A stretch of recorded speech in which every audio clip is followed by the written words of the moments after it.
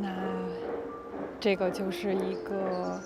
非常安静的公园。那在山上，这个公园在山上，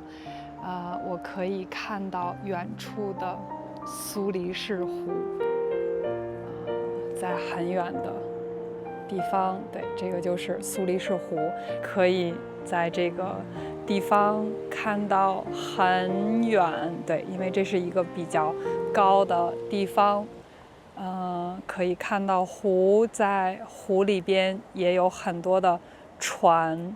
可以看到对面的山，在这个湖的两边有2个比较高的山，很多的人住在山上边。非常安静的一个公园，很漂亮，非常好的风景。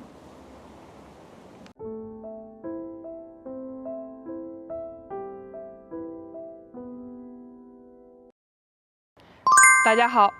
欢迎来到今天的 Start Learning Chinese with Annie。大家可以看到我在一个非常漂亮的地方，在我的后边有花，有树，有很大一片的草地。那在很远的这个地方是一个非常漂亮的湖，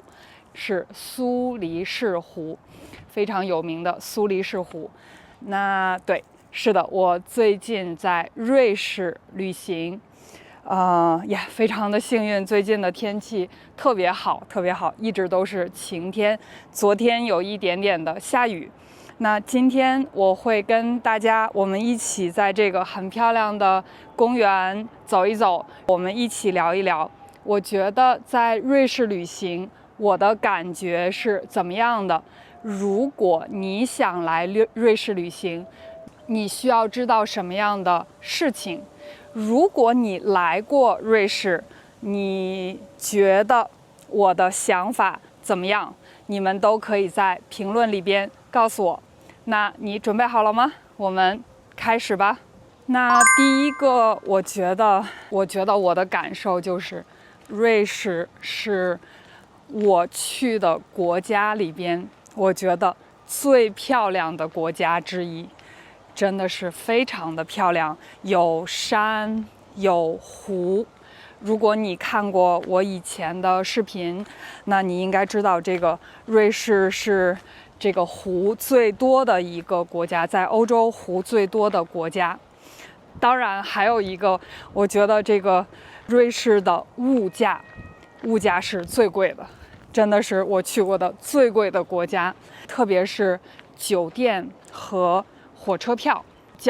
公共交通，我觉得在瑞士是非常贵的。如果你没有来过瑞士，那你打算来瑞士旅行，打算去很多的城市走一走、逛一逛，那有一个火车票是瑞士旅行通票，我非常推荐你买这个瑞士通票，因为瑞士的旅行通票，那你可以买3天、4天、5天的，可以根据你的旅行的时间来买这个通票。你可以随便的坐瑞士这个国家里边所有的火车、船或者是一些门票，它都是免费或者是半价的。还有在很多的城市的公共汽车都是包括在这个旅行通票里边。你在1天之内，你想去看看2个或者是3个城市，那这个旅行通票它可以让你随便的上火车、下火车。我前天去了一个非常漂亮的小镇，在这个瑞士的中部，所以我从苏黎世坐火车，我下了火车，在这个小镇走一走，小镇的另外的一边，我坐船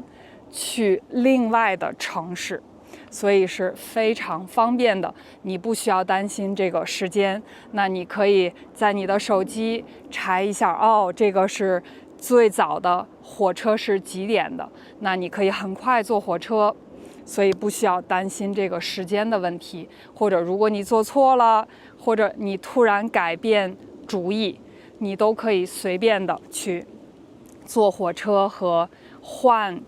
船、坐船等等等等。我觉得这个在瑞士的公共交通真的特别方便。当然，这个瑞士的火车票我觉得非常非常的贵，3天就是每一天它的价格是不一样的。那3天、4天、5天，我买了3天的火车票，那是244法郎，我觉得差不多是2100人民币左右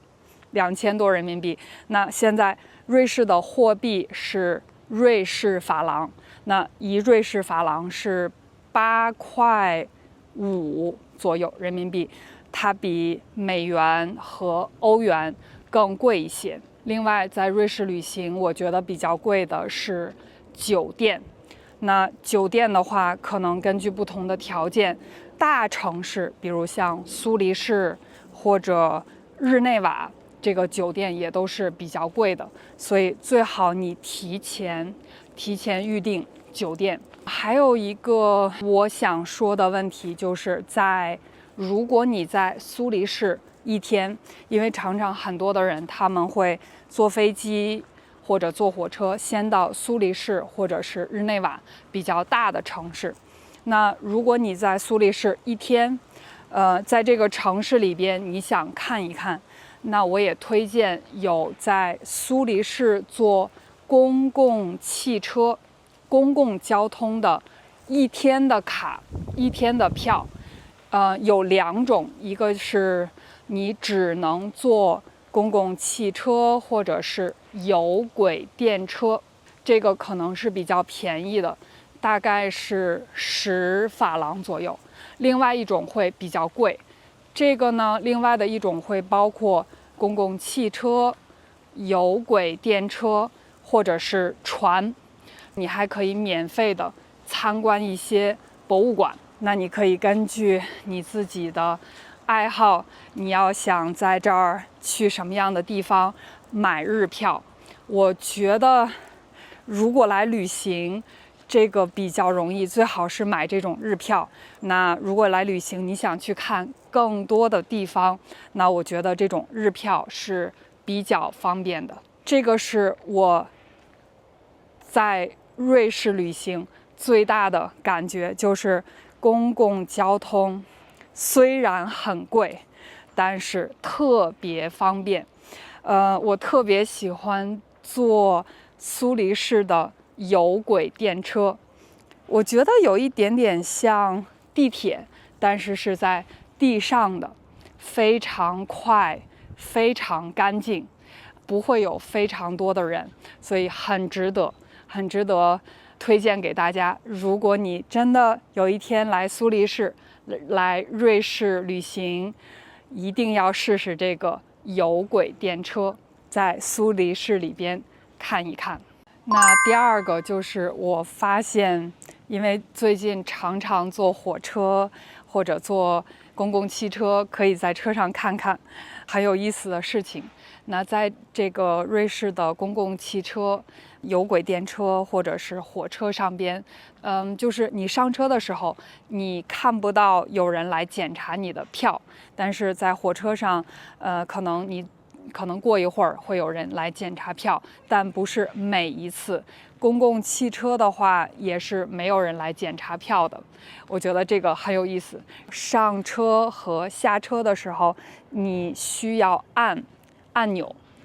然后告诉这个司机你要在这儿下车。那我也看到有的时候坐火车的时候，有的人他们会拿一些简单的吃的，看起来是午饭或者是晚饭，比如像三明治、沙拉等等。就是在这儿，我觉得很多的人他们会吃比较简单的东西。在这边我觉得非常有名的当地的东西，那肯定是奶酪。在超市里很大一片，你可以看到是这个冰箱、冰柜都是奶酪啊、酸奶呀、牛奶呀等等，有非常非常多的选择。我觉得奶酪应该有几百种的选择，所以这个奶酪是非常非常受欢迎的食品。在瑞士很有名的菜就是奶酪火锅 fondue， 这个是很多的人应该都听说过。我觉得还有一个在超市我发现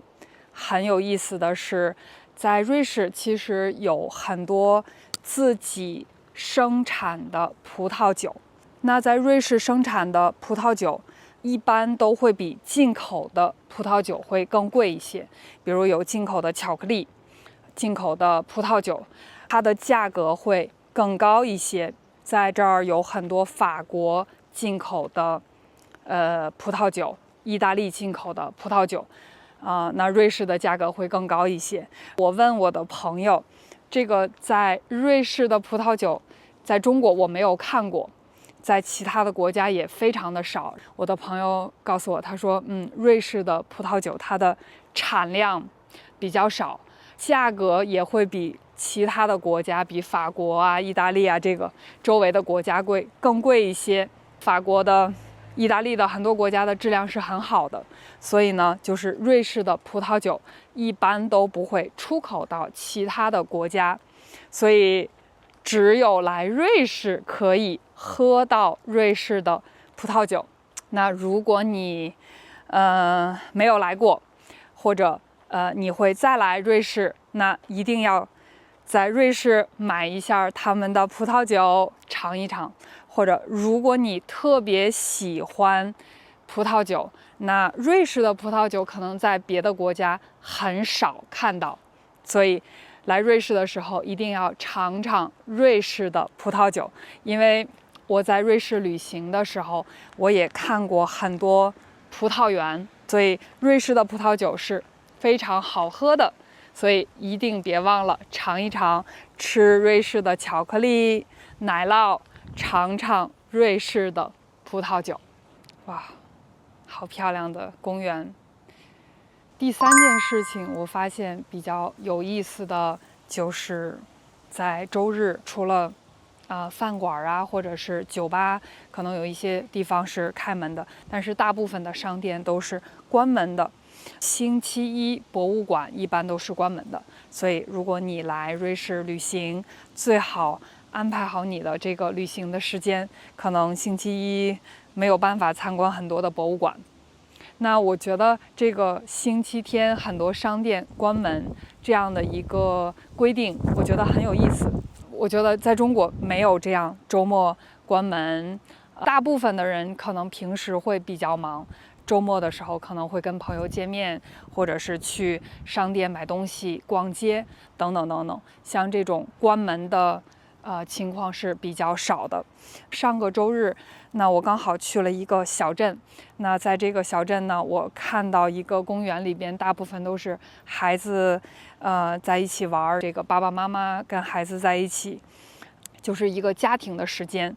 那我想一想，其实我觉得这样的规定，这个应该是对很多人来说是非常好的，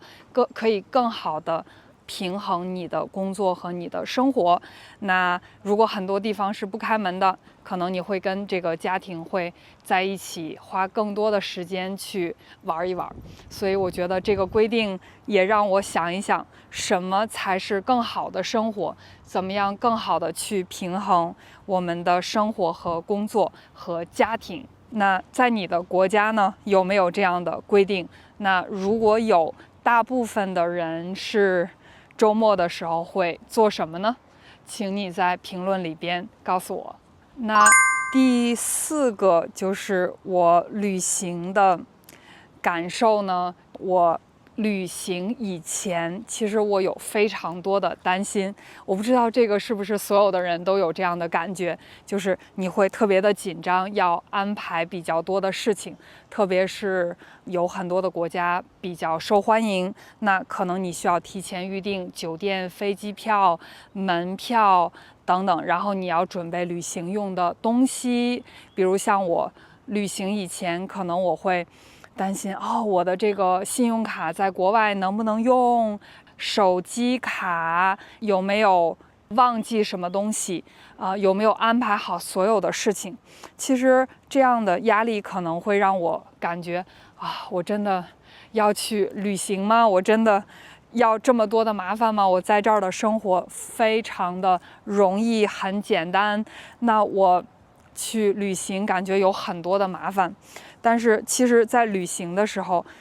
你会发现很多的担心都是没有用的，就是你担心很多的事情可能都没有发生。那我也觉得这个是非常幸运的事情。那我也会告诉我自己，就是当然我们会更好的去准备我们的旅行，但是呢，可能有很多的担心都是没有必要的。如果真的发生了，那我觉得总是会有办法去解决这样的困难或者这样的问题的。所以呢，如果你真的想做一件事情，你真的想去一个地方，你就去吧，想做什么事情就去做吧，不需要有太多的担心。如果真的发生了什么样的事情需要解决，我们再想办法去解决。这个是我通过这次旅行，我想过这样的一个问题。还有一个，关于在瑞士这个旅行，因为瑞士的这个物价真的是比较高。那刚才我已经说过了，最贵的，我觉得如果来旅行最贵的呢，肯定是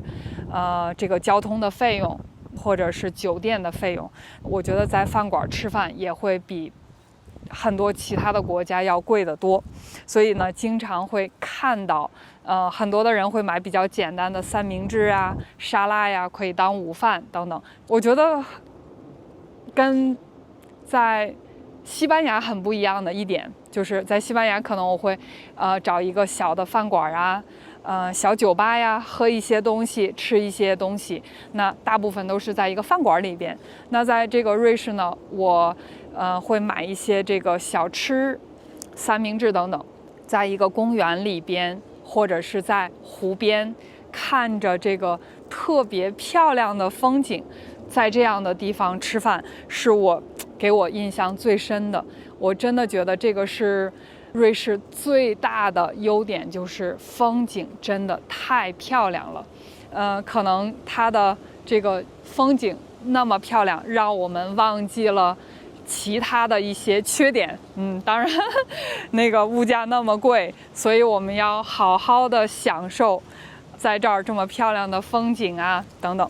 我也希望今天我的视频可以让你对这个瑞士有一些了解。那也很高兴跟大家分享我在瑞士的一些感觉，我看到的，我听到的一些东西。那希望你一边学习汉语，一边能够学到更多新的东西。如果你来瑞士旅行，希望今天的视频可以对你有帮助。如果你喜欢这个频道，请你点赞并且订阅这个频道，因为每个星期我会有新的视频。那我也非常的高兴可以跟大家分享我的旅行。我是 Annie， 我们下一次再见。